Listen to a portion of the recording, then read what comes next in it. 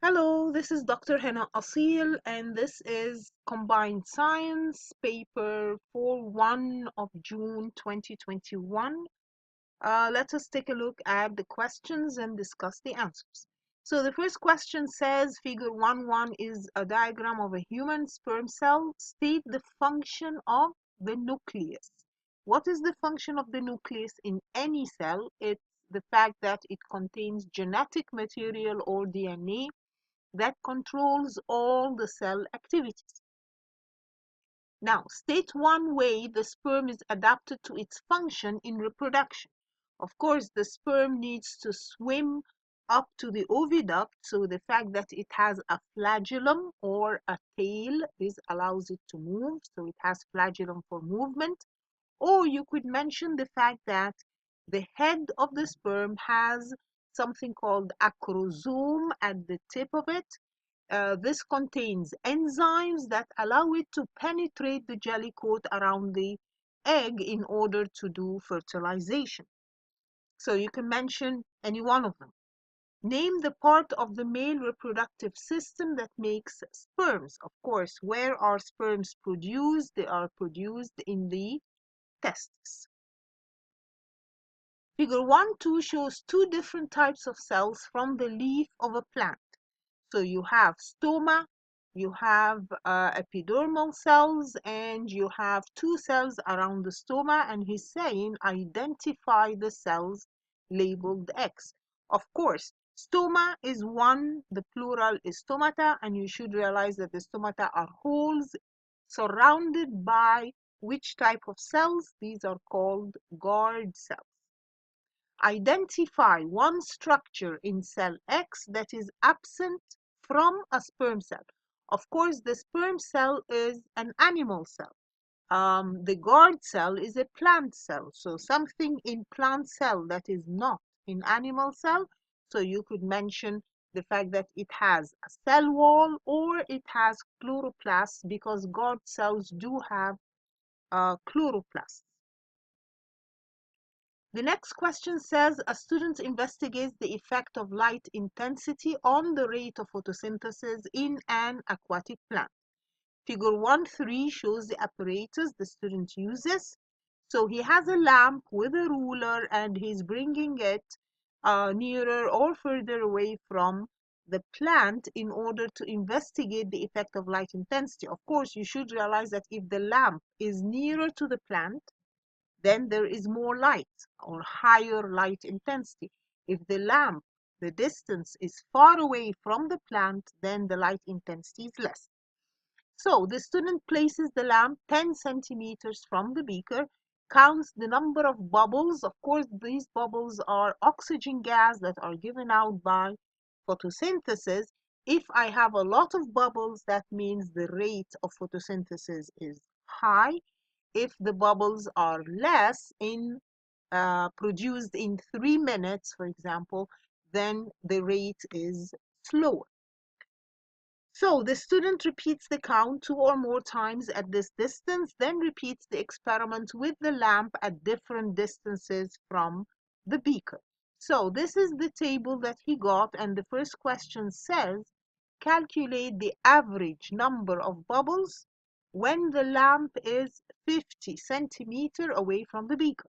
Now give your answer. Please notice he tells you to give your answer to what? So in this case, he's saying give your answer to the nearest whole number. How do we get the average number of bubbles? Of course, to get average of anything, you add them up and divide by their number. So here the answer is 13.7, but he says give your answer to the nearest whole number. So my answer is 14 bubbles. Then he says, describe the effect of light intensity on the rate. Okay, let's take a look at the table. What is happening? If he puts the lamp at a distance of 50, 40, 30, 20, 10, we said the nearer the lamp or the smaller the distance, the higher the light intensity. So if I'm going from down to up, 50, 40, 30, 20, 10 centimeters, that means I'm bringing the lamp nearer. The intensity is increasing. Now what's happening to the number of bubbles? 14, 45, 78, 119, 120. So obviously, as the light intensity increases, bringing the lamp nearer, the rate of photosynthesis increases, so more bubbles are produced. And then at the end, it levels off. So between 10 and 20 centimeter away from the beaker, there is very little difference in the number of bubbles. So if we're going from down to up, we're saying the light intensity increases, the rate increases, but then at the end it levels. Then he says, explain the role of chlorophyll in photosynthesis. Remember, what is chlorophyll? Chlorophyll is the green pigment inside chloroplasts in the leaves. Now, what is the function of chlorophyll with respect to photosynthesis? You should realize that chlorophyll absorbs light energy, converts it to chemical energy in order to make carbohydrates. Of course, oxygen is one of the products, and it eventually diffuses out of the leaf. The next question says oxygen and hydrogen are gases. The dot and cross diagrams show the outer shell electrons in a molecule of hydrogen and a molecule of oxygen. State how the dot and cross diagram for hydrogen shows that it contains a covalent bond. Why do we say that hydrogen has a covalent bond? Of course, you should realize that covalent bonds are ones in which electrons are shared. So this is because we have two electrons shared between the two hydrogen atoms. The bonding in the hydrogen molecule is different from the bonding in the oxygen molecule. State and explain this difference. So what is the difference between hydrogen and oxygen? You should realize hydrogen has a single covalent bond, or it is sharing one pair of electrons, while oxygen would have a double covalent bond because it's sharing two pairs of electrons. Now, why is this happening? Of course, because each hydrogen atom needs one electron to have a full outer shell, while oxygen in its outer shell, it has 6 electrons, so it needs 2 more. So it needs 2 electrons to have a full outer shell. Table 2.1 shows the information about some gases in the air. Identify the gas that is a compound. Which of these is a compound?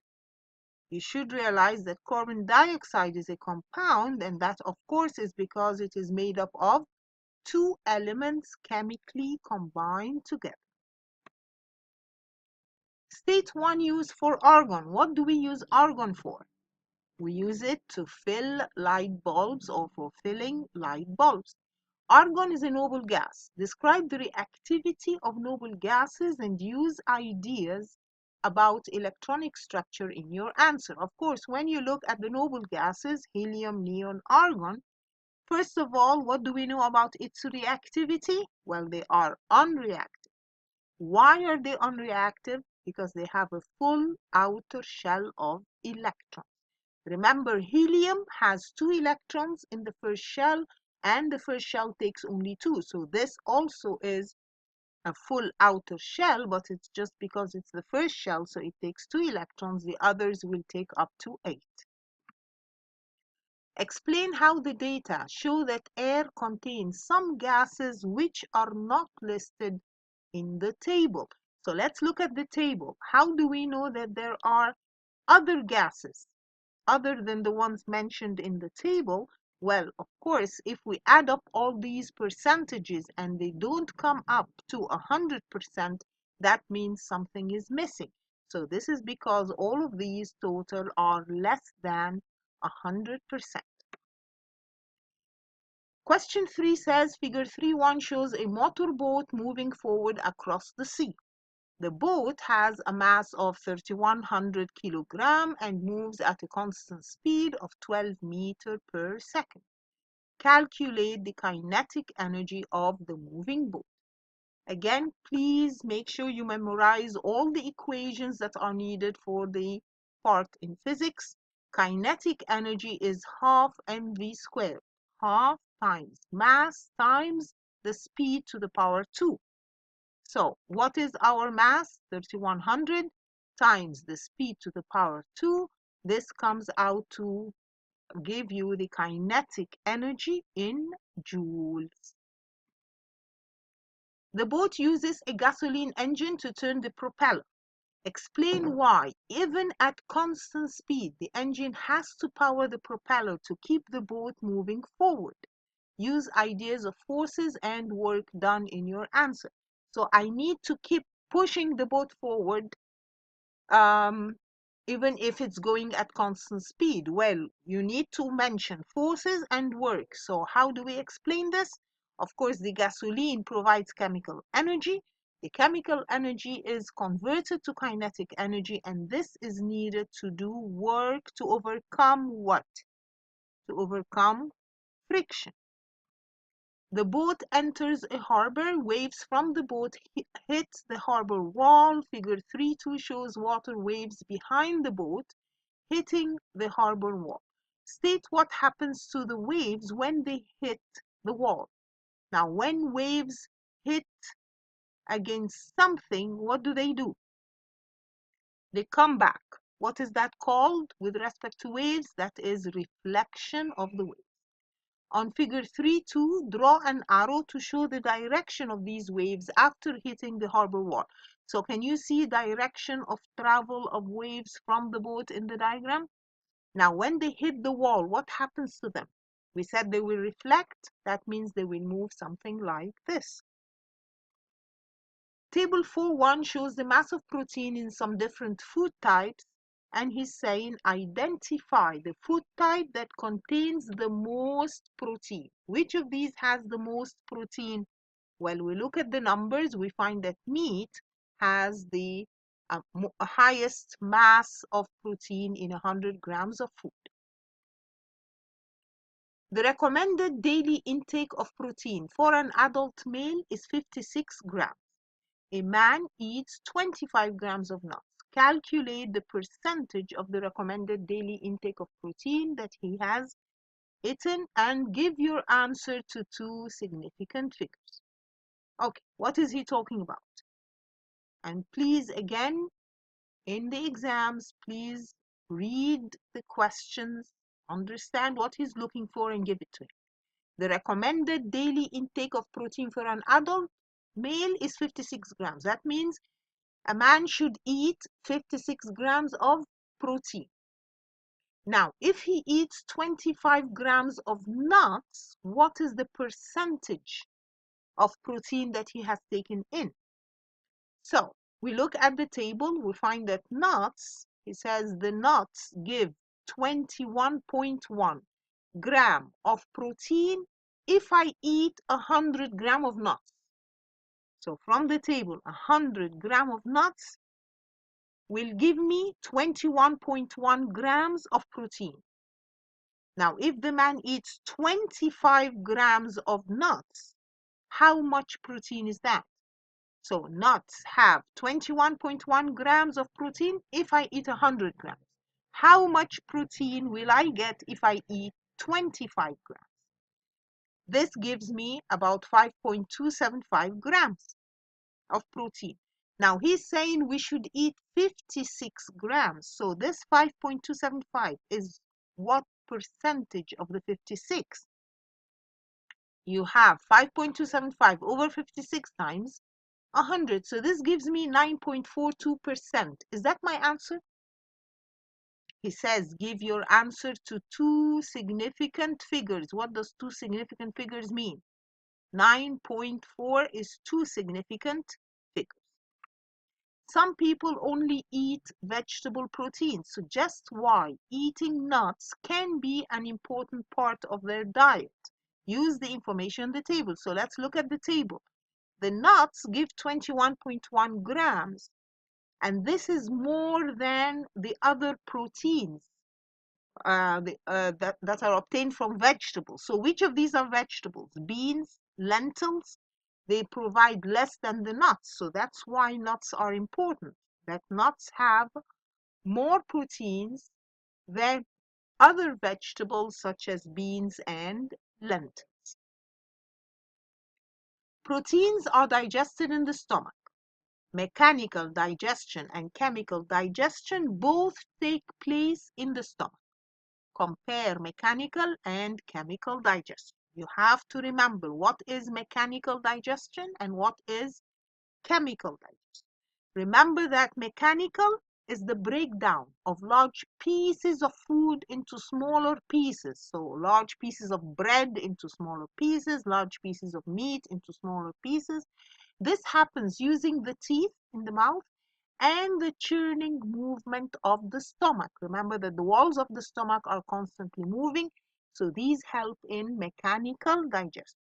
Now, what is chemical digestion? It is the breakdown of large molecules like carbohydrates, fats, proteins into smaller, more soluble molecules. So we break them down into glucose or amino acids or fatty acids using enzymes. So that is chemical digestion.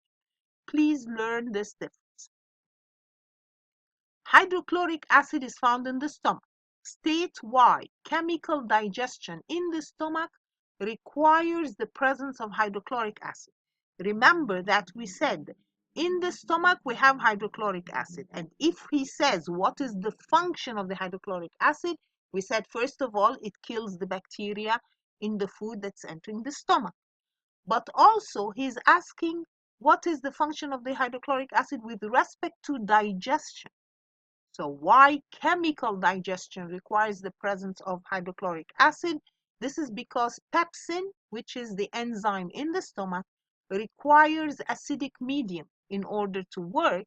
So we have the HCl to provide acidic medium that is needed for the enzyme, which is pepsin, to break down the proteins into smaller polypeptides. Pepsin will not work if the medium is not acidic.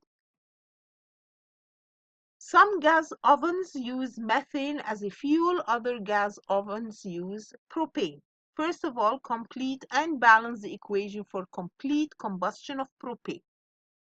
Remember, we said complete combustion of an alkane will give what? It will give carbon dioxide plus water. And don't forget to balance. Remember, we have 3 carbons before the arrow. We need 3 in front of the CO2 to give 3 carbons. We have 8 hydrogens before the arrow. I need 4, so that 4 times 2 in the water will give 8 after the arrow. Check the oxygens. Before the arrow, I have 10 oxygens. After the arrow, I have 2 times 3, 6 plus 4, so that is 10 oxygens. So now it is balanced. Figure 5.1 shows the energy level diagrams for combustion of methane and propane. Explain how. Figure 5.1 shows that both reactions are exothermic. Why do we say these diagrams indicate that the reactions are exothermic? Remember, exothermic means what? It means energy is given out. And when the reactants lose energy, that means the products will have energy lower than the reactants. So if the products are down, less energy than the reactants, then this is an exothermic reaction. So the energy is given out and products have lower energy than the reactants. Use figure 5.1 to state 2 differences between the energy changes that happen during combustion of methane and combustion of propane. What were the diagrams? These were the diagrams. So he wants 2 differences between these 2 diagrams. You have to remember, where is activation energy? Can you see that for propane it is much higher than for methane? And then, where is the amount of energy given out? Remember that the difference between reactants and products is what we call delta H, or the energy given out. So of course, the difference between them is that propane has higher activation energy and it gives out more heat. When the air supply to an oven is limited, carbon monoxide is formed. State 1 adverse effect of carbon monoxide. What's bad? What's the hazard of carbon monoxide? Is that it is toxic or poisonous. Figure 6.1 shows a thermometer in a solution of salt in water. The salt solution is boiling, and you can see the thermometer shows a temperature that is about 102, for example. Use the data in the figure to describe the effect on the boiling point of pure water of adding salt. What is the boiling point of pure water? You should realize that boiling point of pure water is 100. So when we added salt, what happened to the boiling point? The boiling point is higher than the 100 degrees Celsius, which is the boiling point of pure water. The addition of salt to water increases the forces between the particles. Suggest why this causes the change in the boiling point of the liquid. So he's saying, why is it that when we added salt to water, the boiling point went up or increased? Remember that he's saying that the salt in water increases the forces between the particles. So if we have stronger forces, that means more energy is needed to overcome the attraction forces between the molecules. Figure 6.2 shows a tank full of water. The volume of water in the tank is 1500 decimeter cubed. Figure 6.3 shows the same tank after a large rock fell into the tank. The water in the tank flowed over the top. So he had water in a tank, 1500 decimeter cubed. He put a large rock, the water overflowed. When the rock is lifted out, only 1075 decimeter cubed of water was left in the tank. Now that means that when I put the rock into the tank, the difference in the volume of the water would be the volume of the rock. So when he says what is the volume of the rock is the difference between the original volume of water and the final volume of water.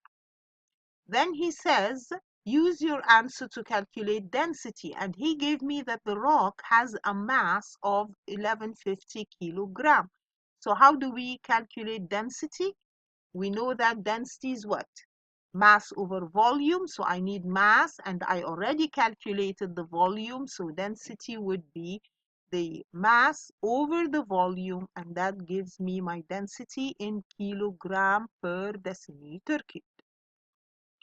Calculate the weight of the rock. How do we get weight of the rock?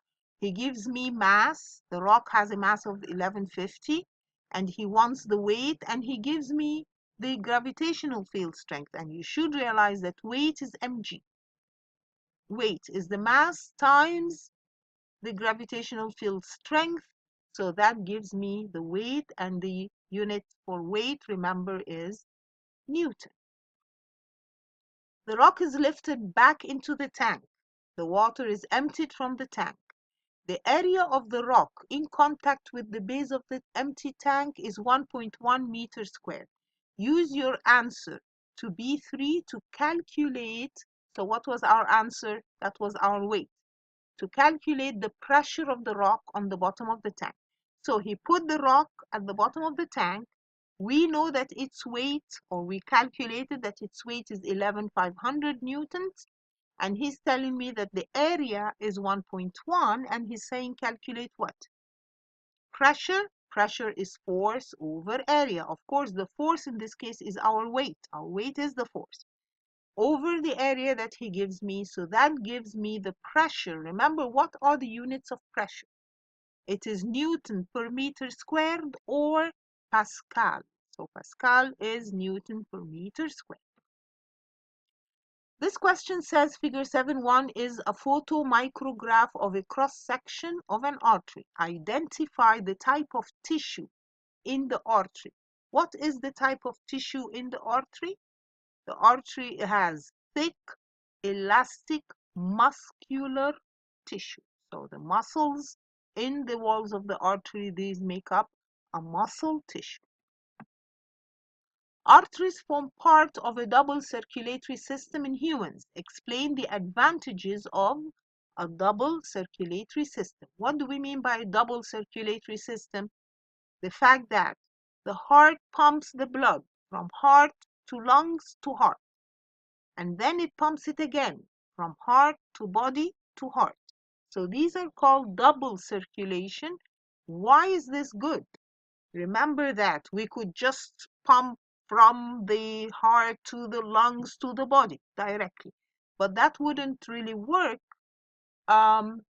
One point is the fact that in our heart now, the deoxygenated blood is kept separate from the oxygenated blood. So that's good. We don't mix the oxygenated with the deoxygenated. And the fact that I can pump blood to the body at a pressure that is higher than that to the lungs. So I pump to the lungs at lower pressure a little bit and then pump to the body at a higher pressure. So that is the other advantage of the double circulatory system. Blood flows through arteries due to the actions of the heart. Describe how the heart pushes blood through the arteries. Remember, what does the heart do? The heart has atriums and ventricles, and each of them contracts in order to push the blood. So the atrium contracts to push the blood to the ventricle. But he's asking about arteries going to the body. So which ones contract? You should realize that the walls of the ventricles are muscular, so they contract to push the blood through the arteries. Smoking tobacco is a risk factor for coronary heart disease. Cigarettes contain tobacco, and he has a figure that shows the correlation between number of cigarettes smoked and number of deaths from heart disease. Describe the correlation. Correlation, we should understand these words. Correlation just means the relationship between the number of cigarettes smoked and the number of deaths. So from the graph that he has drawn, what can we deduce? That as the number of cigarettes smoked increases, the number of deaths increases. This figure shows some cells which line a human airway. So these are present in the trachea or respiratory system. Describe how the cells shown work to remove the particles inhaled in tobacco smoke. Now, he's showing you, notice, two types of cells. We have in the respiratory system, the lining of the respiratory system has goblet cells and ciliated cells. What is the function of each one? You should realize that goblet cells secrete mucus. The mucus traps dust particles and microbes and whatever particles are inhaled in tobacco smoke. Now, the cilia, in the ciliated cells, the cilia push the mucus out of the respiratory system. Bromine, chlorine, and iodine are in group 7. Figure 8.1 shows some information about these elements at room temperature and pressure, and he's asking us about state and color of these halogens. Remember, if we remember about the halogens, you should know that fluorine is a yellow gas. Chlorine is what? Chlorine is a green gas, and bromine is reddish brown liquid. Now, what about iodine? Iodine, you should realize, is a gray solid. Molecules of bromine, chlorine, and iodine are diatomic. What does the word diatomic mean? You should realize that that means that each molecule is made up of two atoms. So when we have hydrogen, we don't have one hydrogen atom standing alone. We have to have two sharing a pair of electrons so that they can form a molecule. So which elements in the periodic table form diatomic molecules? You should realize that hydrogen, nitrogen, oxygen, fluorine, and all the halogens are diatomic. So what does diatomic mean? It means molecules are made up of two atoms combined together. Explain why bromine, chlorine, and iodine are in group 7. Use ideas about electrons in your answer. Why do we say they're in group 7? Of course, that is because all of them have 7 electrons in the outer shell. Some group 7 elements are mixed with some aqueous potassium salts. The word equations show what happens. Remember that if I have a halogen with a compound of another halogen, then if we have a reaction, that means, for example, the first reaction says bromine plus potassium chloride. No reaction. That tells me that bromine is less reactive than chlorine. That is why it was not able to displace it. Now, bromine plus potassium iodide reacted. That tells me that bromine is more reactive than iodine, so it was able to displace it. Chlorine plus potassium bromide worked. That means chlorine is more reactive than bromine, and that's why it displaced it. So using this, if we arrange the order of reactivity, you realize that chlorine is more reactive than bromine, and bromine is more reactive than iodine because the more reactive element displaces the less reactive element from its compound. Potassium reacts with chlorine to form potassium chloride. What is the type of bonding in potassium chloride? We look at the periodic table. Potassium chloride, that means between potassium and chlorine, metal and non-metal, the bonding is ionic. Explain why potassium chloride has a high melting point. You should realize that when something is ionic, it has strong attraction forces between the positive and negative ions. So in order to separate them, we need a lot of energy to break these forces. Figure 9.1 shows an incomplete circuit used to determine the resistance of a length of resistance Y. Complete the circuit diagram by adding the symbols for the instruments used to measure current and potential difference. And he wants the potential difference across the resistance Y. So how do we connect the instrument used to measure? First of all, what is the instrument used to measure current? You should realize that is the ammeter. How do we connect it? We connect it in series. Now, what about the instrument for potential difference? That is the voltmeter. He wants to measure the resistance across the wire. So, or the voltage, I'm sorry, the potential difference across the wire. So I need to connect the voltmeter in parallel with the resistance wire. So this is the diagram that you should have. The resistance wire is replaced by a new wire made of the same material, but 3 times the length and half the cross-sectional area. If the resistance of the wire is 5.5 ohm, what would be the resistance of the new wire?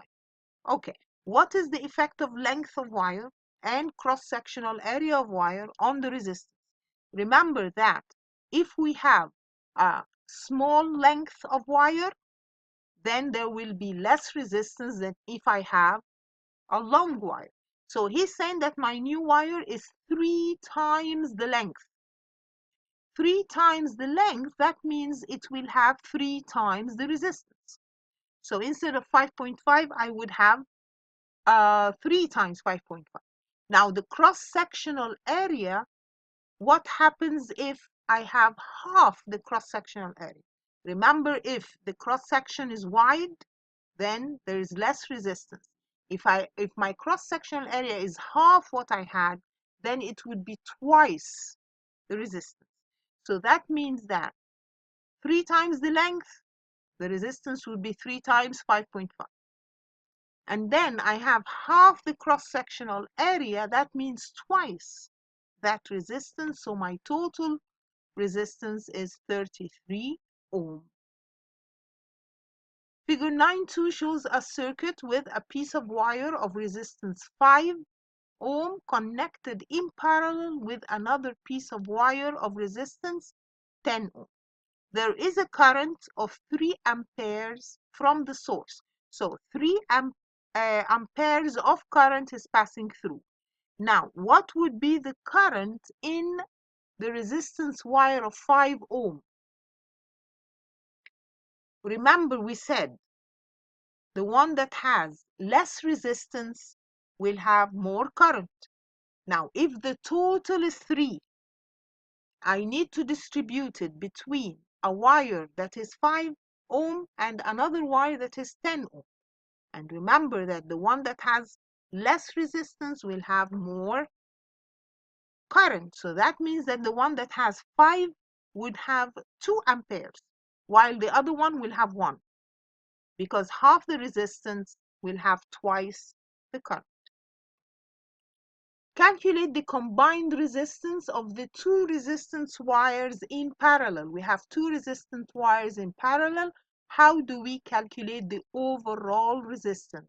Remember, if they are in parallel, then 1 over R total is equal to 1 over R1 plus 1 over R2, or you could say the R total is R1 times R2 over R1 plus R2. This is if they are in parallel. So the total resistance is 3.3. Okay, and that was the last question. I hope this was useful to you, and thank you for listening.